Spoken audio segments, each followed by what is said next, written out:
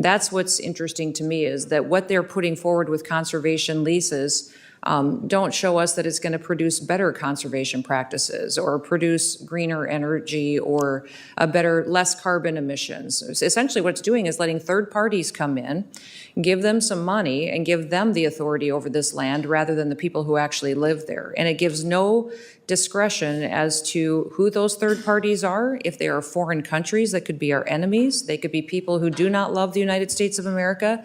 And then it also allows them to lock up that land and have authority of it that they had no authority before, with no consequences if the agreement is broken. Well, thank you. Thank you, Congressman Johnson. It is an honor to be here. I was ready for some kind of a joke or something I had to respond to, but thank you very much for that kind introduction. I've enjoyed watching you serve in the seat that represents South Dakota here, and you've done so with distinguished honor. So I appreciate all of your service to our state and our people. Thank you. Good morning, Chairman Westerman and Ranking Member Grijalva and the members of the committee. It's my honor to be with all of you today. In fact, my former Chief of Staff just gave me my old nameplate from this committee when I had the chance to serve with all of you, which is incredibly special to me. I would put it up here today and use it, except for I don't get the chance to sit where you sit today. This is not a decision that I will get the chance to make. This is something that has congressional authority, and you need to act in order to protect our people and to protect our freedom. Today, I sit in front of you as a governor and as a former farmer and rancher and someone who recognizes the deep devastation that if this proposed rule were to go forward, how hard it would be on our people and what it means for our nation far into the future. I remember vividly my time serving here on this committee. And I remember fondly working with many of you who sat on this committee with me as well during that time and the good work we were able to do in preserving our natural resources. Today, as the current governor of the great state of South Dakota, I want to direct my comments specifically to a piece of legislation that you are debating and considering, H.R. 3397. This legislation would require the Director of the Bureau of Land Management to withdraw a rule relating to conservation and landscape health. This rule is just one of many that highlights an example of overreaching, unelected bureaucracy attempting to perpetuate radical environmental policies that ignore common sense. They ignore stewardship practices that have been practiced on our land for generations, while allowing multiple uses of this precious resource to strengthen America and our people. We have doing that for many, many years. In my written testimony, which I've submitted today to you, Mr. Chairman, I list several specific reasons why this rule would be so devastating for our people in South Dakota and for our economy. Why I think it is impossible for them to move forward with this and to responsibly conserve our land. I encourage all of you to read that written testimony. It goes into much more detail. In addition to my testimony today, I've joined a letter with other governors, with governors of Utah, Idaho, Montana, Nevada, and my friend sitting here with me today, Governor Mark Gordon of Wyoming. He's a voice, and they all voice concerns with the Biden administration directly on this proposed rule. Like many of you, land conservation for our family isn't just a theory. It's the way that we have lived for many, many generations. I was raised by a dad who often reminded me, Christy, we don't sell land because God's not making any more land. From the time I was a young girl, I listened to him talk about soil types. I listened to him talk about the importance of native ground, conservation practices, and management decisions. I learned the scientific data and the research of what it took to operate on that land and to protect it, but I also learned why he cared so much. Because working the land wasn't just a job or a career to my father. It was our family legacy. It was our way of life. It was a culture that not only preserves a critical work ethic that is so important to this country, but it also reminded us daily of the natural resources that were a gift from God. As I grew older, I learned more about the importance of keeping all areas of our country productive. To help stabilize the economy, every part of our nation needs to produce, and that would help us during very difficult economic times. I also learned how critical it was to be energy independent, how important it was to protect our nation's food supply and to produce our own food. Now, when I was elected governor, I've selected a fellow rancher as my lieutenant governor. His name was Larry Roden, and to our knowledge, we are the only governor and lieutenant governor in the history of the nation that both spent our lives making a living from agriculture. We're very proud of that, and we understand as well as anyone that our farmers and our ranchers care about our land. They are stewards. We care about preserving it to pass it on to our kids and to our grandkids. My experience in business and in public office and national security issues has reaffirmed my belief that our enemies and those who hate the United States of America may never need to fire a shot to take us over. They may not need to. We are going to be surrendering our freedom by becoming more dependent on them for our critical needs, for gas, oil, food, medicine, and more. When a country controls our food supply and our energy supply, they will control us, and American freedom will be gone.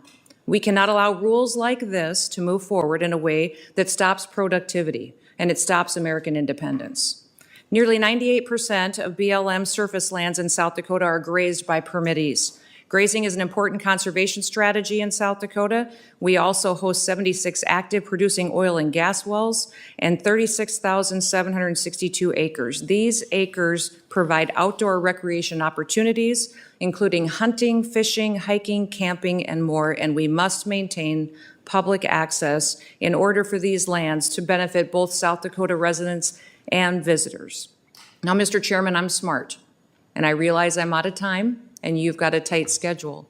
But I've got much more I'd like to share with the committee today on what specifically is wrong with this rule and why it doesn't work, the redundancy in it, the unnecessary burden it creates, how it stops productivity. And the number one concern for me is that conservation is already incredibly a part of every single management practice that happens on BLM land.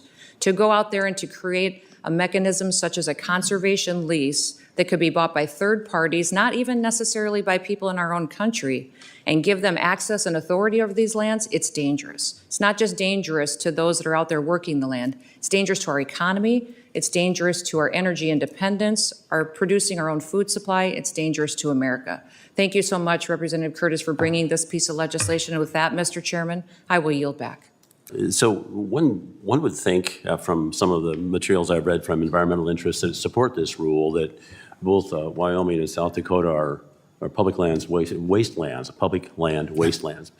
Is that the case? Are your public lands in disaster shape that require this type of removal from any type of use to kind of get them back into shape, or are they actually in, what kind of shape are they in? I don't want to lead you any more than necessary. You know, I would say that there's areas always that can be addressed, but they're managed very well in partnership with the people that are out there operating on the land. And I would say specifically this proposed rule that BLM has brought does no analysis on if these mandates will actually produce better results. That's what's interesting to me, is that what they're putting forward with conservation leases don't show us that it's going to produce better conservation practices or produce greener energy or less carbon emissions. Essentially what it's doing is letting third parties come in, give them some money, and give them the authority over this land rather than the people who actually live there. And it gives no discretion as to who those third parties are. If they are foreign countries, that could be our enemies. They could be people who do not love the United States of America. And then it also allows them to lock up that land and have authority of it that they had no authority before, with no consequences if the agreement is broken. And Governor Gordon, the suggestion that we need this new use of conservation suggests that multiple use has been a failure. Is that true in your state, or is it working? Thank you, Mr. Chairman, Congressman. No, it is not. You know, as the good governor from South Dakota knows, we have worked very collaboratively together to do the best we can with a mosaic of landscape in the Black Hills. Here's one of the problems when it comes to climate change. Dead and dying trees off gas because they oxidize. Either they oxidize over decades or they oxidize in a few seconds, as we've seen in the West. You know, the ability to work together on the ground to affect conservation practices, that is the benefit of having local communities and state control. Your comment about does multiple use fly in the face of that? Absolutely not. As I mentioned before, these ranches would not be sustainable. These businesses would not be sustainable if they overuse the resource. So I grew up on a ranch, and my brothers, 5 younger brothers, 3 of them are still in the ranching business in Oregon. And we're very familiar with this, with what we're debating. I'm also very familiar as an attorney who represented the local Production Credit Association through the 80s and the 90s, just how important a grazing permit is when you go in to get a loan. And you have to say to whoever you're working with, sitting on the other side of the desk, and you're trying to get, borrow some money. They ask, well, are you going to have your grazing permit? And you can't say, well, maybe. Is that the case Exactly. also, Governor Noem, in your state? I mean, isn't that reliability of that which you're going to rely upon to graze your cattle pretty important in those kind of Absolutely. financing conversations? Yeah, it's an important discussion that everyone has with their bank or whoever is financing them on what their operating note needs to be at what level and what kind of collateral they're bringing to the table and if their business model actually works. Yes, it is. And isn't it correct, I'm not sufficiently familiar with either of your states, that huge chunks of this public land has already been placed in other types of off-limit locations that, like, I don't mean 10 acres, I mean millions. Is that correct, Governor Gordon? In Wyoming, if you look at the total, it's about 39% of the federal estate that is in either national parks, wilderness areas, other categories of restricted use. So this proposal of going in and allowing someone to buy up,